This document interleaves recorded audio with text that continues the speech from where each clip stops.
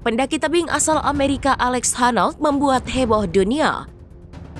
Pasalnya, ia memanjat gedung pencakar langit Taipei 101. Aksi itu dilakukannya pada Minggu 25 Januari 2026. Gedung Taipei 101 sendiri memiliki tinggi 508 meter, terbuat dari baja, kaca dan beton, serta dirancang agar menyerupai batang bambu. Honnold memanjat gedung pencakar langit tertinggi ke-11 dunia itu tanpa tali pengaman. Bahkan ia juga tak memakai peralatan pelindung apapun. Ia memanjat sudut-sudut gedung tanpa gentar. Ratusan penonton tampak berkumpul, mereka menyaksikan aksi menegangkan yang dilakukan pria 40 tahun tersebut. Pendakian itu mulanya dijadwalkan berlangsung pada Sabtu 24 Januari 2026. Namun rencana itu tertunda karena cuaca buruk. Perjalanan pendakiannya di gedung pencakar langit Taiwan itu turut disiarkan langsung di Netflix.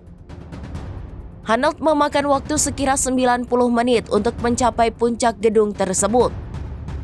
Pencapaian itu lebih dari separuh rekor orang lain yang pernah memanjat menara tersebut.